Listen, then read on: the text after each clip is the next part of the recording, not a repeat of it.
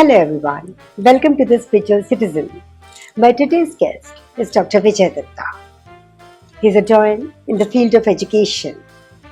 He has more than 30 years of experience as an educationist, and under his tutelage, many public schools gained the number one position. He is the principal of Modern School Barakhamba Road, New Delhi. He is a recipient of Prestigious Siksha Ratan Award. The British Parliament conferred upon him the Award of Leadership, and under his leadership, Modern School received King Constantine Award in London. He has attended many seminars and conferences all over the world. He is an artist at heart and has directed many plays. Good morning, sir, and welcome to the Spiritual Citizen. My pleasure. So, firstly, I would like to wish you a very happy Teachers' Day. And as we all know, that a student-teacher relationship is revered all over the world. And our great Sufi poet Kabir himself has said, Guru Gobind dono khade, kake lagu paun, balihari Guru aapne, Govind deo dikhai. So that kind of sums up who a teacher is. So what I would like to know of you right now is, please tell us something about your favorite part of being an educationist. Well, my favorite part can be, in fact, several parts. The most important thing that is gratifying to me in this being an educationist is that I'm creating the future of the nation. Why do I feel so?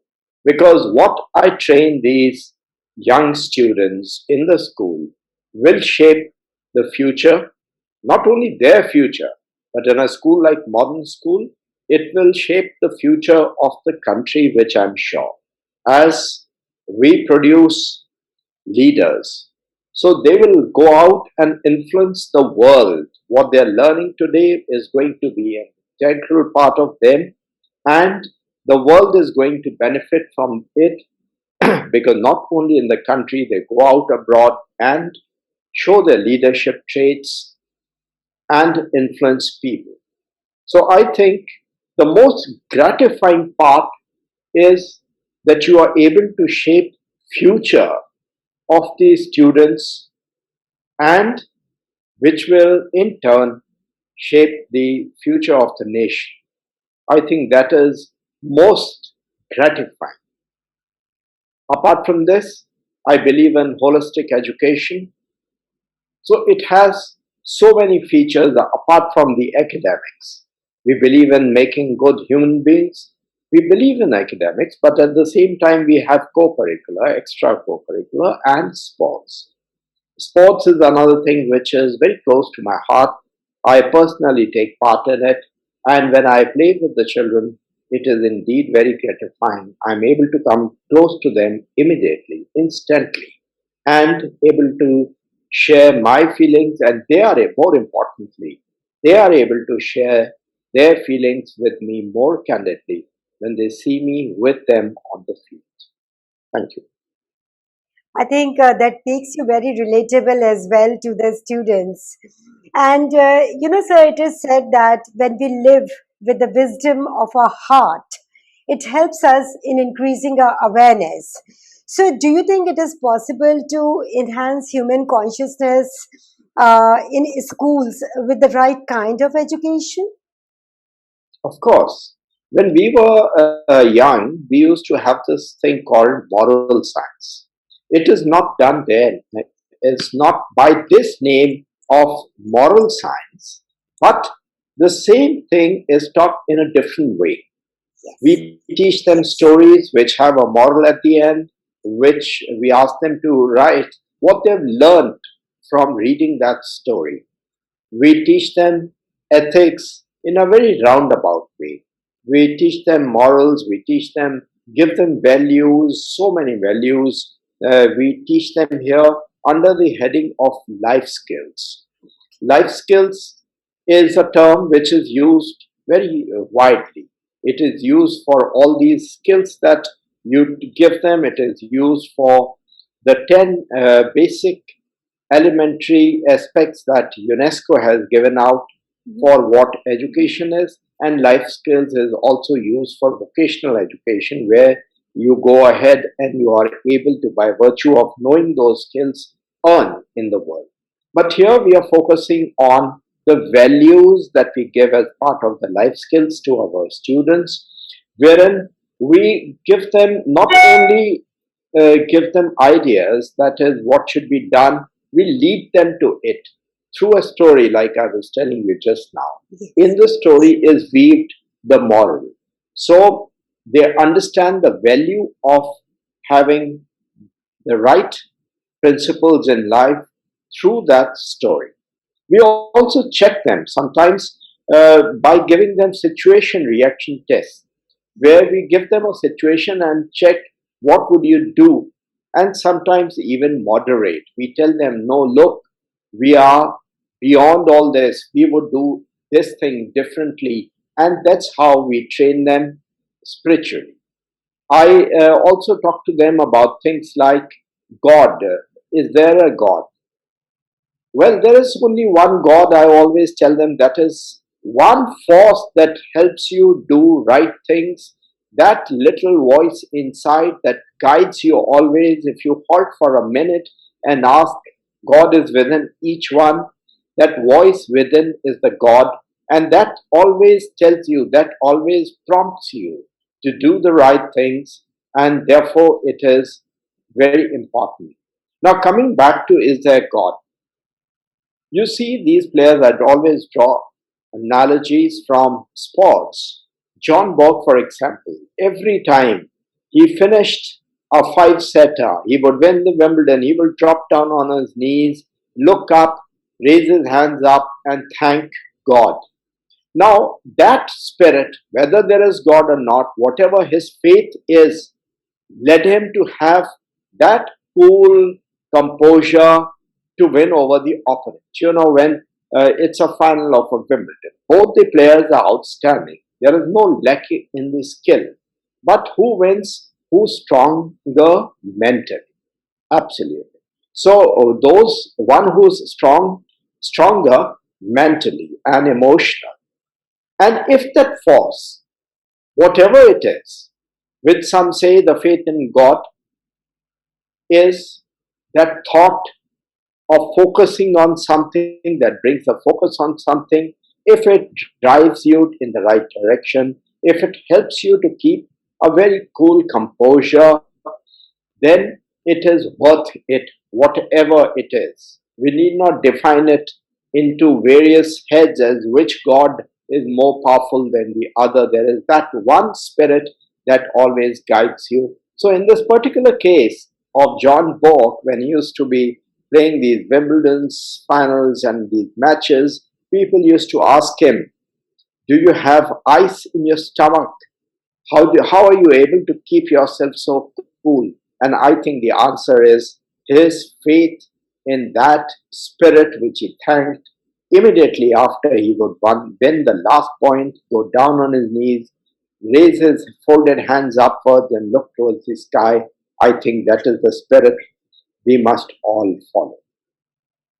Yes, I'm sure, sir. The way you are speaking, school can be great institutes for teaching secularism to children. And that's, Absolutely. I guess, a very dire need of the nation today. Correct. So, my reference point will always be the way I was a student. And back in Yes. the days when I was a student, rote learning was the norm. And though it did put a lot of pressure on some students, but somehow it worked for me, and today, like, we must be almost the same age. I developed a method for memorizing things. And that method was even applied to math and algebra, which is not good, but it did apply and it helps me today in keeping my memory very sharp. But what do you think education system would look like if there's no pressure on the students for performance? And is it even possible? Well, there should be a right mix. I always have believed in this through my 30 years of journey and education, that children should be relaxed, at the same time focused. Not exactly, I would say, pressure, but focus. The focus has to be there. They can't be on a trip absolutely not mindful of where they are heading, what they have to do, because that, if you call it focus, as I would like to call it, um, is the guiding light, keeps them on the track. And what you cherish, you do the best, and what you do best, you cherish. At the same time, it has to be in a relaxed manner, it is in a manner that a child enjoys. What a child, even like the values that we were just talking about some time back, the climate conservation, looking after the greenery and all. If the children enjoy this, talking to the trees, walk in the park, uh, and appreciate the green grass, then of course they will take care of it and they will enjoy it. It would gardening, for example, I'm coming to. If they are doing gardening, if they are asked to say even cut grass, if they understand, appreciate the beauty of nature, the climate conservation, and they carry out a task, they will enjoy it. But if they take it as drudgery, they will not.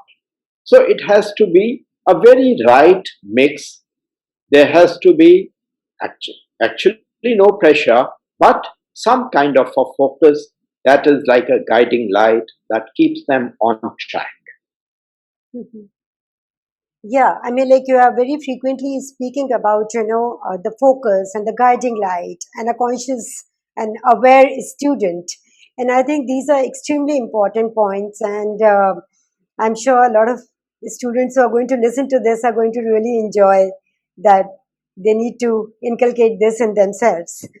Sir, when I was growing up, again, my reference point is my school days. Yeah, no? We never had any specific conversations about inherent potential of a child. We did what we were told, and somehow it worked out well, at least for me and my other friends. But these days, children are really excelling in every field, be it art or math or whatever. So, do you think every child has some inherent potential which can be harnessed by an expert in his school?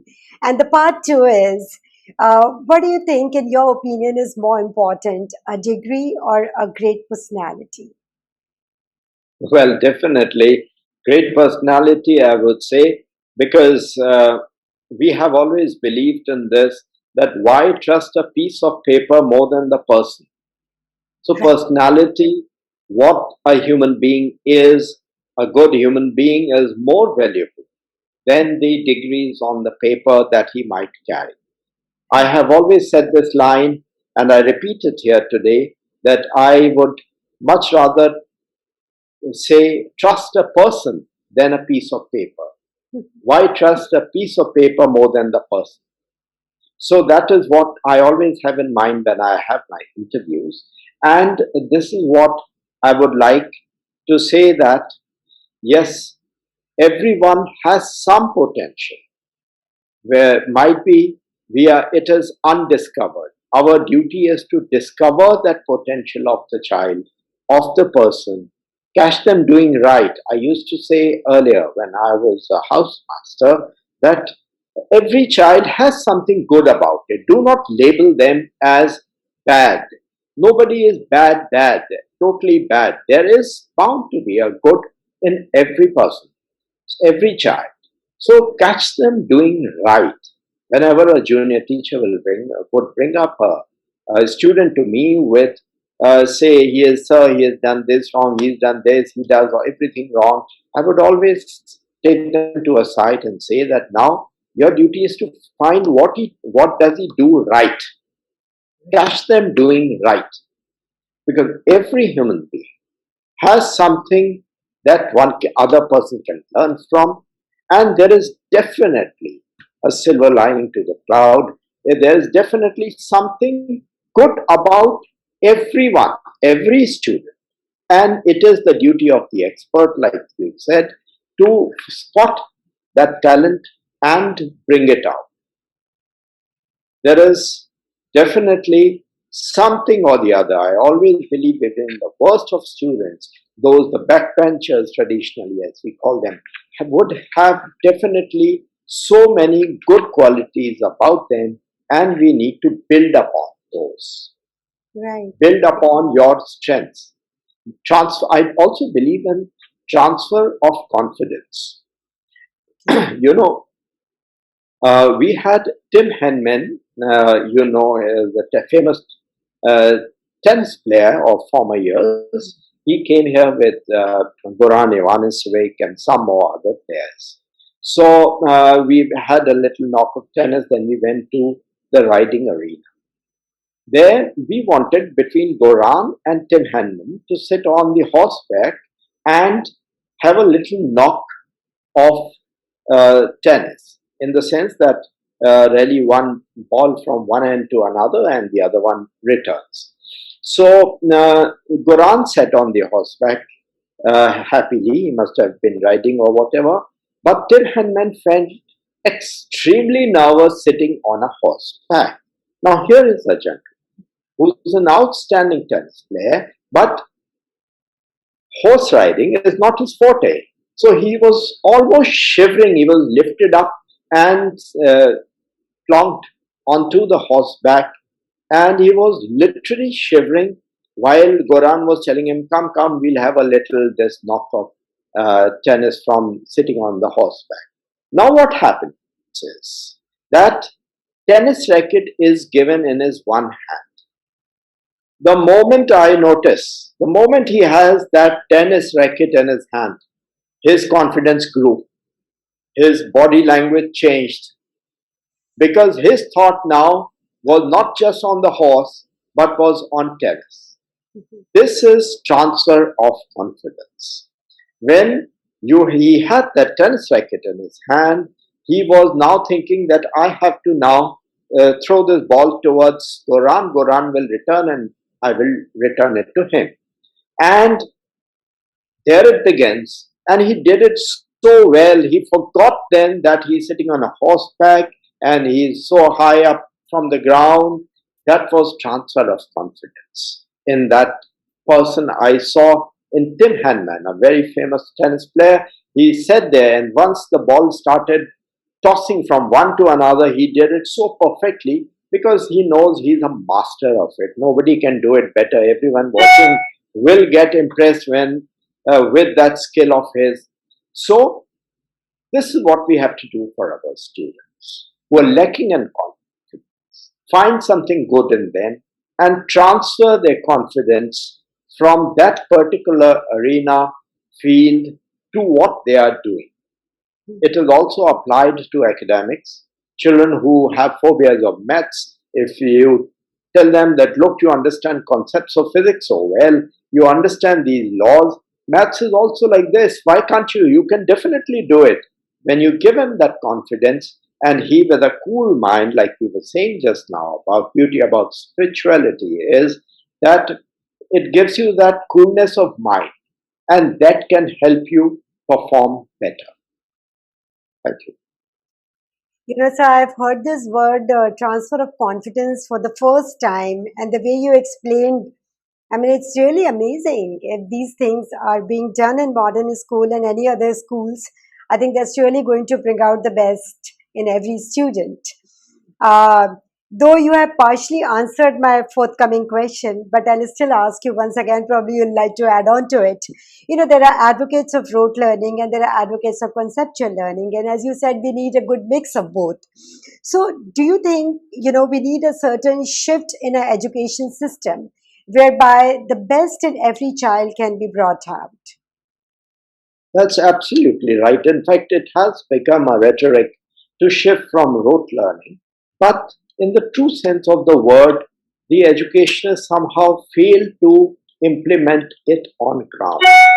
The experiential learning is talked about, but actually is not happening. So that is what the need of the hour is. The irrelevant context, even right from the junior school, nursery, first, they are made to cram poems like London Bridge is falling down, falling down. Now, firstly the context. You have to bring them into the context so that they can relate to the thing. Now, London Bridge is some far off thing for them, and actually, without even if you have a serious conversation on this, it was made in the memory of after a war, and somebody was sacrificed because it was believed that it will bring related to a superstition that it will bring good luck if sacrifice is made before this bridge is made. But the children are made to cram it and they sing it and speak it without understanding. So London Bridge is falling down, falling down, falling down. Now, what exactly falling down as it is, as a concept, is to my mind a negative thing. I think we need to take care, firstly, bring things into context that things that are related should be taught to the student with which one can identify, relate oneself, can think about it. In this regard, I always give an example of a teacher, and that's why I say to my teachers that you don't know how far your influence reaches, it touches infinity. You really don't know. You are the role models. Your children are looking at you all the time. Everything you do will shape the future.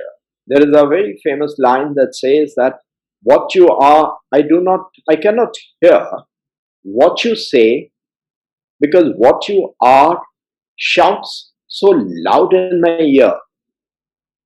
So you have to practice what you preach. I will say the line again. That is to say that uh, I cannot hear what you say. Our teacher is all the time giving sermons. I cannot hear what you say because what you are shouts so loud in my ear.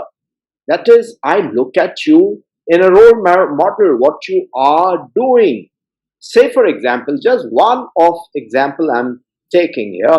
If you say tobacco use is bad and the child sees the teacher smoking outside, then the whole idea is lost. Just to elucidate, just to bring in the reference of not using tobacco when you're teaching, you need to practice what you preach. It is very important. Yeah. And sir, as you are answering my last question, it again brings me back to a very beautiful memory regarding my own one of my teachers. And would you mind if I share it today? No, you must. I was barely 16 when I did my higher secondary, and I still remember it today. Her name is Mrs. Frank Pathak. She now lives in United States, and we are still in touch. She was my Right, chemistry teacher as well as my class teacher in class 11, right, which was the passing out year back in the day for us. And I right, remember, we used to take autographs right, from our teachers. And right. he wrote the most beautiful thing to me, and I still remember it, and I still keep reminding her about this. She wrote to me that, Rachana, your efforts are commendable and may take you far in life. And this was Absolutely. the first time I was acknowledged for the efforts I ever made. So, happy Teachers' Day, Mrs. Patel. I'm sure she's going to listen to it and will be very happy. So, with this, and thank you for giving me this permission, sir. And with this, I really come to my last questions. As we know, Well, before you come to it, I would now like to relate this famous story of Mrs. Thompson that I always uh, talk about to my students. That there was this particular child. Since it's relevant, and since you reminded me with your incident that you just shared, if you allow me, it will take just a yes, minute. please. And it was not a part of my script at all, but No, I guess, no, of course. It has I, to be playing the ear. That's why that's the beauty of the conversation. It comes from uh, the heart. When it comes from the heart, goes to the heart. So it has to be, of course, not structured. I fully yes, agree with you. yes.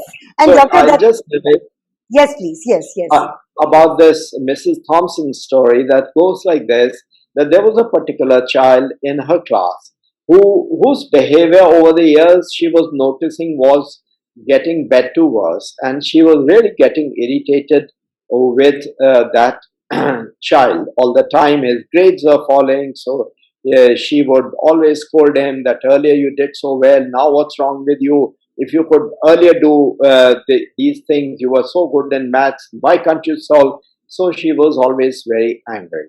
Now comes the Teacher's Day, and everyone brings a little gift for the teacher. On that day was the day when it was permitted to do so, and this boy brings one scent bottle which is almost empty, wrapped in a paper, and gives it to her. And she looks at it, and since it was a gift, she had to say, "Oh, very thoughtful of you. Where did you get it? How?" So he narrated this, and she applies a little bit on her being and sitting there. So while they're talking, he narrates about it.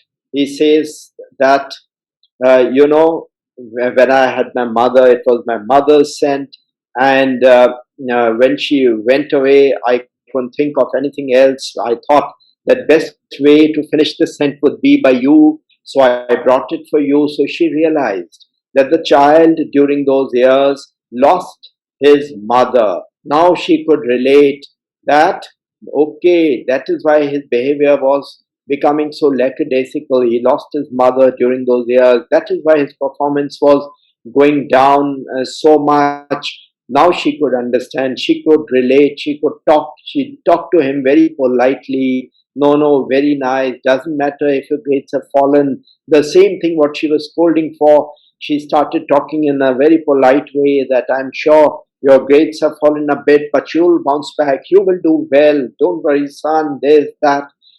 She goes on uh, for a while, and then he just, when she paused, uh, the child said, "Today you smelt like my mother." So that is the beauty of being emotionally intelligent. When you can put yourself in other person's shoes and see where the shoe pinches and not step on the toes, I think that's what spirituality and emotional intelligence is all about. That's so beautiful that it almost brought tears to my eyes. So, Dr. Saab, as you know, from past 2 years, we are all struggling with this dreadful pandemic. And Absolutely. yeah, I mean, I'm sure you are really missing the physical presence of your students. And Absolutely. so, what would be your advice to young students who are studying from school? No, sorry, from home. From home. Sorry, a Yeah. mistake. Yeah. Yeah, who are studying from home, and I think quite a lot of them really want to go back to school and have their friends with them and play and enjoy themselves. And how do you think they should be handling this time? Uh, what would be your words of encouragement to Yes. them on this Yes. special Teachers' Day episode? Yes. So we have this ongoing public health crisis. The pandemic has been really very tough for the students, and somewhere I pity them the most because they are at the least risk and they have been confined so much into the four walls of their homes, and schools have been closed. They have not been able to come out and meet their students, so it has affected them psychologically over the period. Yes, yes. But they must have hope over despair. They must have the faith in God, in self, whatever spirit that I was just talking about earlier in this program, what John Bogue used to thank all the time, must. Our personal advice is focus on their respiration. It's a very simplest form of meditation. I don't know much about it, but Yes. when you just sit and notice your breath going in, coming out, it helps you focus. So have such exercises going. Have the lung exercises where you draw in as much strength in the lung and hold your breath and release and time it, increase your time. So these kind of things will help you focus. What the word I've been using all along will fill you with optimism, will give you the resilience. And just one thing more I would like to add here, they must try and reduce the screen time. They must, when they are required to be on the screen, on their computers, working on their computers, only then they should, but not stay on with the video games and things like these, because it is going to harm their eyes and their health. Instead, they must go for physical strengthening exercises. There are so many of them, the tree pose, and the bit of a yoga also can help, and the plank pose, and so many other wall squat and all exercises are there, sit-ups are there, bit of a good mix of their physical and mental well-being should be there.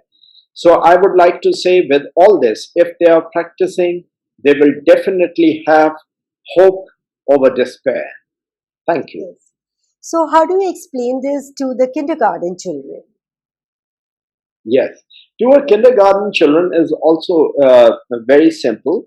You have to do is make sure that they are firstly away from the screen, because right from the beginning there are children who are having a lot of screen time. Sometimes it happens, you notice, the parents give the mobile phone, give the laptop to the child to just keep them engaged, so that the child doesn't trouble them, which is not a good idea. It should be monitored whatever time, even if they're having online classes. For the kindergarten children, it has to be monitored, and for them, it is even more important to reduce the screen time. They should be narrated stories. I talked about the importance of stories earlier, where there's a moral at the end. There should be stories that fill them with courage, with hope, with resilience, and give them all the values of honesty. Such stories, they should be read out to them. They should be made to read as much they can, if their ability to read. And of course, I would add one more thing here, that take them into nature. You can't take them into nature physically. Create, you have circumstances now, on the big screen at your home, on the TV screen, you can play pictures, videos of wildlife, of nature, of deep forests. You can get anything on the net now, of streams, and that sound of a stream falling, water flowing, even that sound, tell them to just close their eyes and imagine. After all, everything is in the mind. They can just be like Wordsworth in their own home. Think about, conjure all those images, the daffodil image of daffodils, which can be brought to their mind uh, without taking them, where there is a restriction of taking them out into those. It's not so easy to travel, but you can create those images in the minds of these young kids, of these impressionable minds, and create the love for nature in them. It is very important to create the love of nature in them, which is going to stand them in good stead. So these kind of things can be worked with the younger children, so Yes. that they are physically and emotionally and spiritually strengthened. Right, so I think this is one of the most unique advices I have seen, that, making children, younger children, used to the white noise instead of so much clutter, which is Correct. happening around them via social media. And Correct. with this, Dr. Datta, I come to the end of my conversation with you. Thank you very much for trusting me with my first venture, and especially for the So Teachers' nice. Day. You are an enigmatic personality, and in your So role nice. as an educationist, I know you have already inspired so many students, and you keep on doing that every day with your lovely thoughts. And thank you once again very much. Happy Teachers' Day once again. I would just like to end with a line: there is light at the end of the tunnel. With that, I would rest my case.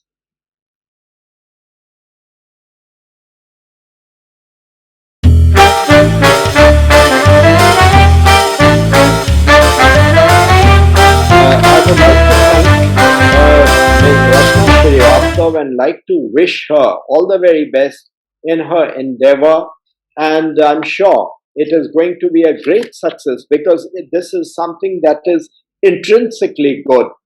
Good will come out of good.